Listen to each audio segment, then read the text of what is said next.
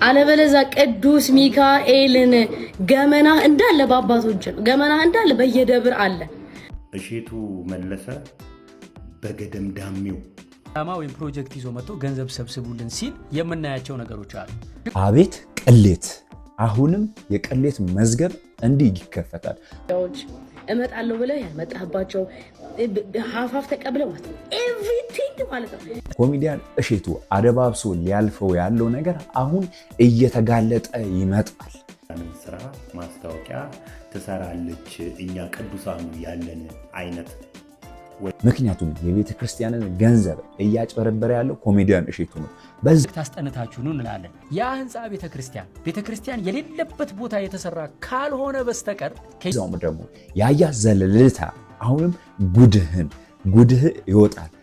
ይሄ ያያ ዘለልታ የሚባለው ግሩፕ ነው። ለነሽ አቢቤን የተናገርከው ነገርን ተመልክተናል። አሁን ያንተ ጉድም ቤተክርስቲያንን ያጭበረበርከውንም እናጋለጣለን። ሰላም የተወደዳችሁ ክብራንና ክብራን የሃናኒ ቲቪ ተመልካቾች እንደምን አላችሁ? እንደምን ሰነበታችሁ? ውድ ቤተሰቦቻችን ዛሬ ለእናንተ በአዲስ ቪዲዮ መተናል። ውድ ቤተሰቦቻችን ይህን ቪዲዮ ከመጀመራችሁ በፊት ላይክ እያደረጋችሁ ዘምሩ ዘንድ በአክብሮት እንጠይቃለን። ውድ ቤተሰቦቻችን ኮሜዲያን እሼቱ አሁን የሚሰራው ነገር ላይ ብዙ የሚጋለጡ ነገሮች እንዳሉ ሶሻል ሚዲያ ላይ በብዙ አንገል ሲረማመዱ ነበረ። አሁንም ቢሆን ኮሜዲያን እሼቱ የሚሰራው ነገር የማጭበርበር ስራዎችንና እሱን ችግሮቹን ለመሸፋፈን የሚያደርገው ነገር አሁን የሱን የተደበቁን ገበናዎችን እያወጣ ይገኛል። እሼቱ መለሰ በገደም ዳሚው ባምቢ ሀበሻን ለምን የቤተ ክርስቲያንን ስራ ማስታወቂያ ትሰራለች እኛ ቅዱሳኑ ያለን አይነት ወይም ደግሞ ቅዱሳኖች እያሉ ማስታወቂያ የሚሰሩ ቅዱሳኖች እያሉ ለምን እርኩሳን ይሰራሉ የምትመስል አስተያየት ሰጥቷል። እንግዲህ ይሄ ከምን ይመነጫል መሰላችሁ? ቤተ ክርስቲያንን ደጋግሞ ከመዝረፍ፣ ከቤተ ክርስቲያን ደጋግሞ ኮሚሽን ከመብላት፣ ቤተ ክርስቲያን ደጋግሞ ከመሄድ የተነሳ ኢየሱስ አጎታቸው ይመስላቸዋል። ቤተ ክርስቲያን ደግሞ ያጎታቸው ቤት ይመስላቸዋል። ስለዚህ በአጎታቸው ቤት ደስ ያላቸው ሰው ይገባል። እነሱ ቅዱሳን የሚሉት እርኩሳን ወደዛ አይጠጋም፣ በእነሱ መስፈርት ማለት ነው።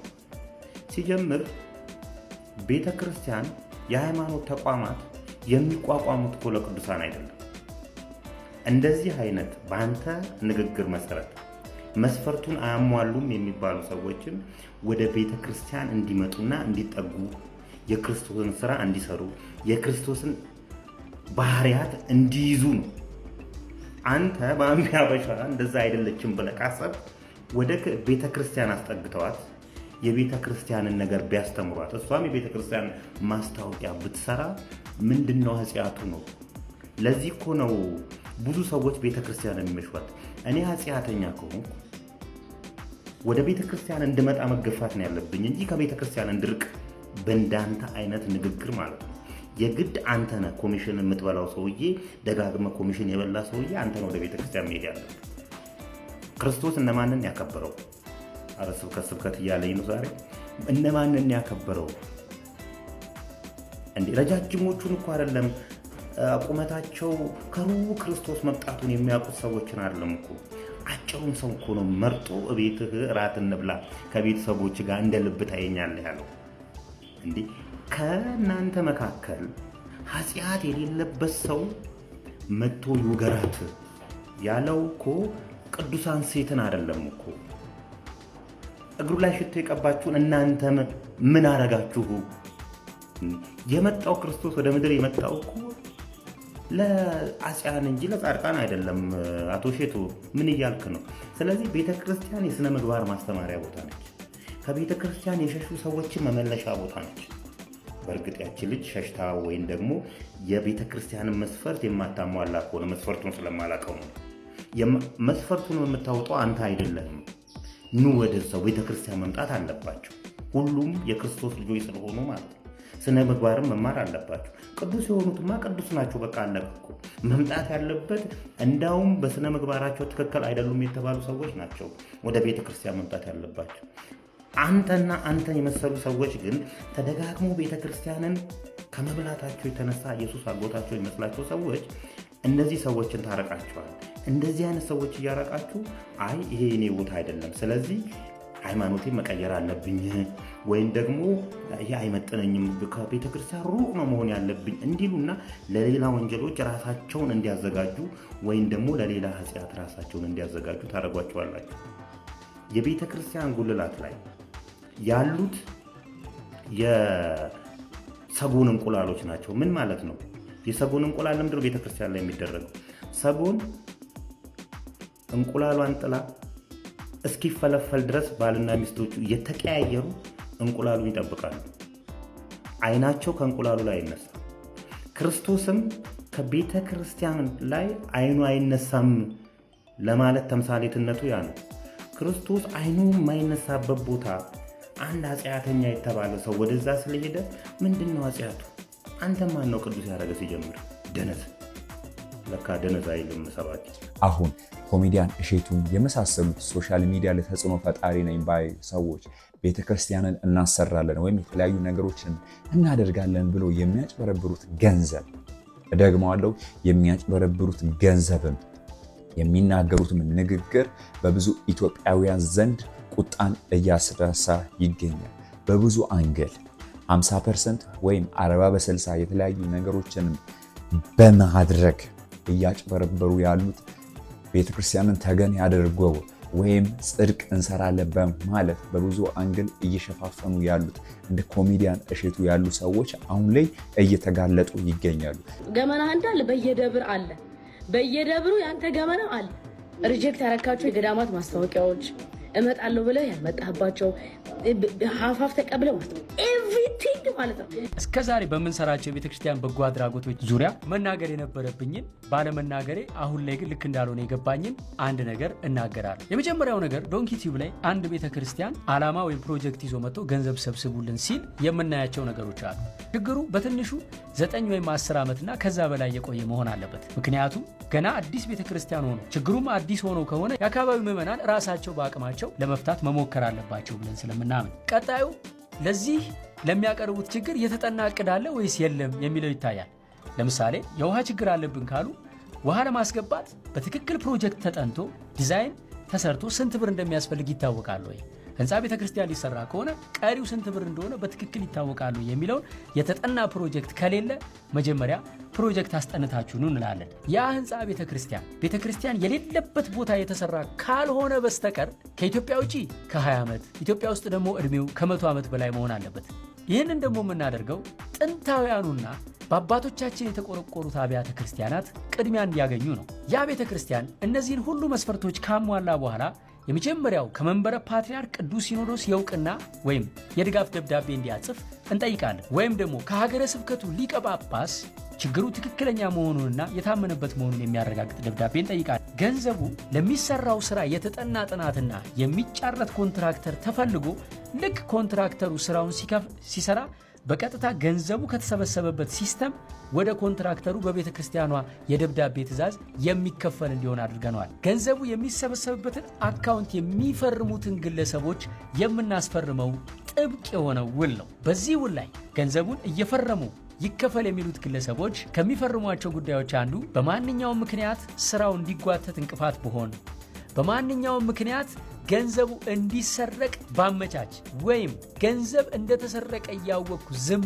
ብል፣ ገንዘቡን ለመብላት ወይም ለማጉደል ብሞክር ዶንኪ ቲዩብ ፎቶዬን በሚዲያ አውጥቶ ይሄ ገንዘብ የተመዘበረው በእኔ ምክንያት እንደሆነ ፕሮግራም ሰርቶ ለህዝብ እንደሚያሳውቅ አውቄና ፈቅጄ ተስማምቻለሁ የሚል ውል እናስፈርማቸዋለን። እዚህ ድረስ ገንዘቡን ለመጠበቅ ጥረት እናደርጋለን።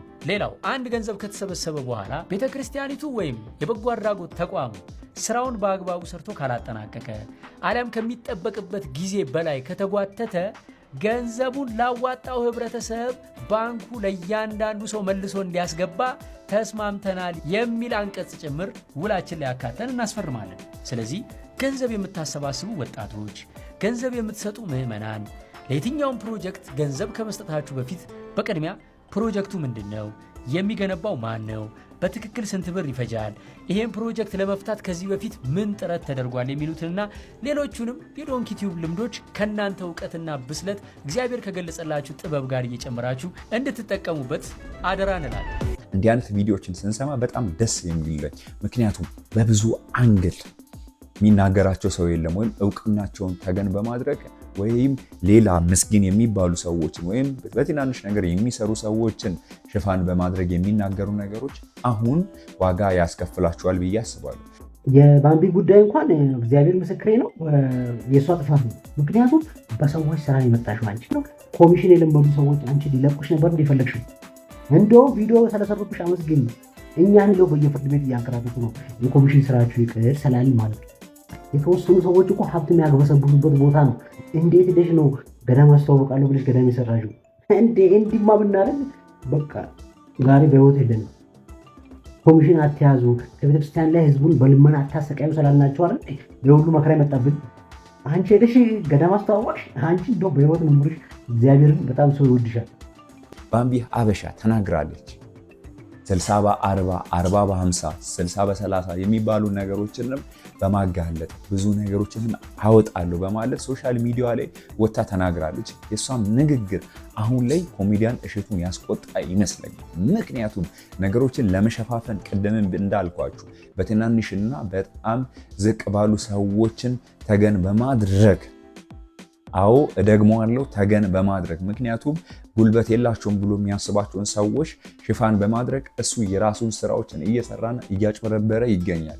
እንዲህ አይነት ነገሮች ላይ አሁን እጁን እያስገባ ነው። በክርስትና ላይ እኔና እሸቱ እንዲነበርን እኔና እሸቱ አንድ አልጋ ላይ ነበር ምንተኛው እኔና እሸቱ አላለም። ይሄን ሆዱን የሚመራው ሰብስክራይበርስ ሸቃይ ያው እውቅና ቢያገኝ በኦርቶዶክስ ሃይማኖት ገንዘብ ቢያገኝ በኦርቶዶክስ ኮሚሽን ቢያገኝ በኦርቶዶክስ ለገዳም ቢያሰባስብ ለአሜሪካ ቢያሰባስብ ለእንግሊዝ ቢያሰባስብ ከርሱን ሆዱን ሞልታ የያዘች ኦርቶዶክሳዊት ቤተክርስቲያን ናት። አናቅም እንዴ? የአሜሪካው ገዳም ሲሰበሰብ 1 ሚሊዮን ብር ከሌ ሰጠች የተባለው የተሰጠ ብር ነው እንዴ? በምን እንደመጣ አናውቅም፣ እንዴት እንደተመለሰ አናውቅም።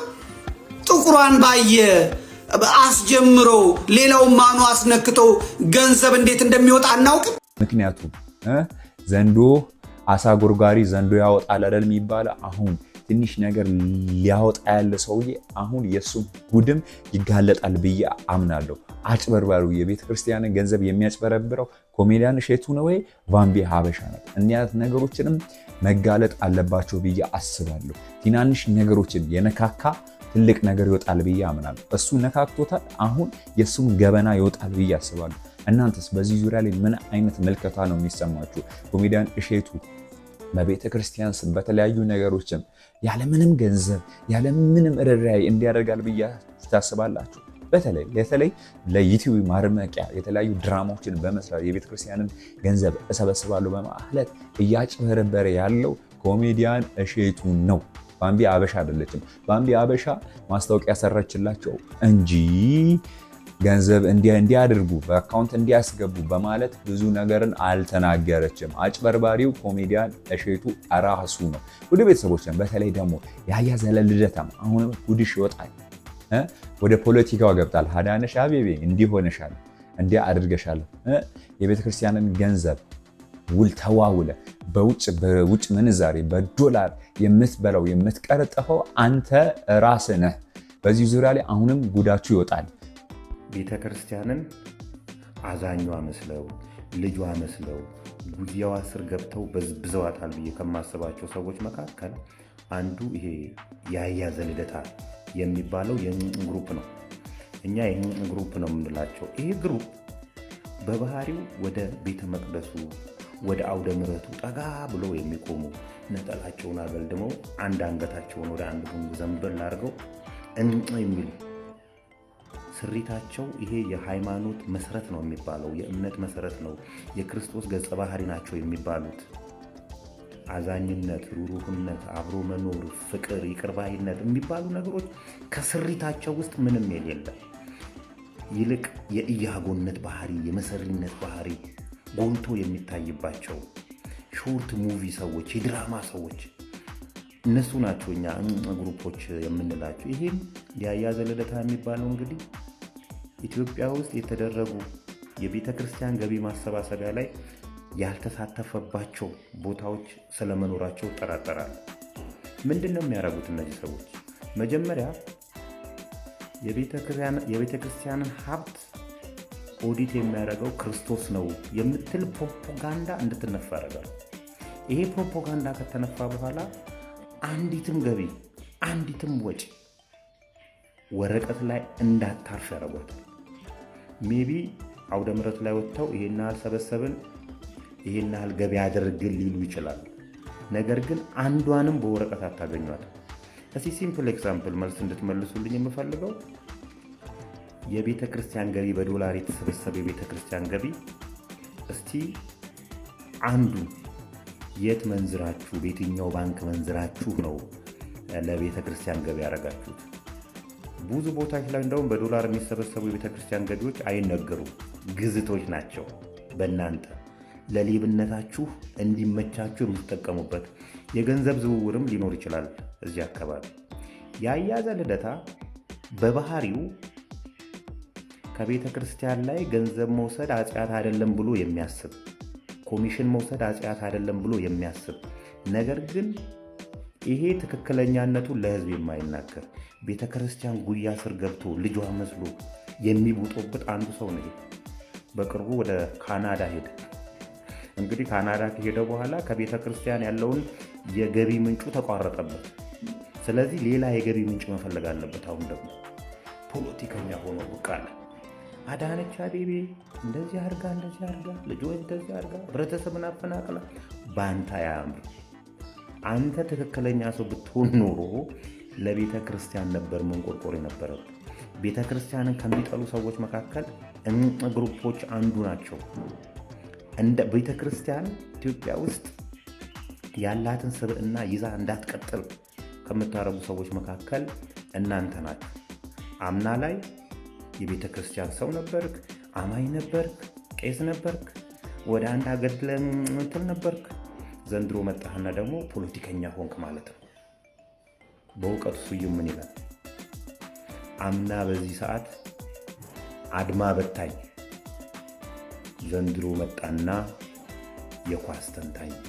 እኔ እናገራለሁ በፖለቲካ ሸፋፍናችሁ ወይም ፖለቲካ ላይ እየሸፋፈናችሁ የቤተ ክርስቲያንን ገንዘብ እያጭበረበራችሁ ያላችሁ የእርዳታ ስብስብ ወይም ለታመሙ ሰዎች ብላችሁ የምታጭበረብሩ ሰዎች፣ እኔ ሙሉ ፕሮግራም ነው የምሰራው በዚህ ዙሪያ ላይ። የምታጭበረብሩ ሰዎች አሁን እረፉ እየተባላችሁ ነው። እኔ አንዳንድ ቲክቶክ ላይ በተለይ በፊንቴክ ኢንቨስትመንት ግሩፕ ያጋለጠው ሰው አለ። በጣም እሱ ይመቸኛል። በዚያ ዙሪያ ላይ አሁንም እንዲህ አይነት ነገሮች ይሰራሉ ብዬ አስባለሁ። ያያ ዘለለታ አሁንም ወደ ፖለቲካው እየተጠጋ ነው። ከሃይማኖት አልፈ ወደ ፖለቲካው እየተጠጋ ነው። አሁን ይህን ነገር ማታርፉ ከሆነ የተደበቀው ጉድ ይወጣል። የቤተ ክርስቲያን ገንዘብን ሰነድ በማጭበርበርም የተለያዩ ነገሮች የምታደርጋቸው ነገሮች በብዙ አንግል ያልታወቀ ሊሆን ይችላል። ትማራለ ወይም የተለያዩ ነገሮች ላይ አፍን ትዘጋለህ ተብለህ ነበር። አሁን ወደ ፖለቲካው መጥተሃል። መንግስትንም እየሰደብክ ነው። ትላንትና ያጭበረበርከውን ነገር በፖለቲካ ሸፋፍነህ አድርገሃል። ሀገር የወጣህበትንም ትልቁን ሜትር እነዚህን ነገሮችን ለመሸፋፈን አሁንም እረፍ እንላለን። ውድ ቤተሰቦቻችን እኛም አሁን በጣም እየደፈርን ነው ብዬ አምናለሁ። ቤተክርስቲያን ገንዘብን የሚያጭበረብሩ ሰዎች አሁንም መጋለጥ አለባቸው ብዬ አምናለሁ። እናንተስ ምን ትላላችሁ? ምልከታችን ኮመንት ላይ ሀሳባችሁን ገለጹ። ይህ ቪዲዮም ለብዙዎች እንዲደርስ ላይክ፣ ሼር፣ ሰብስክራይብም አድርጉልን። ሁሌም እንደምንላችሁ ኢትዮጵያን ሰላም ያደርግልን። እናመሰግናለን።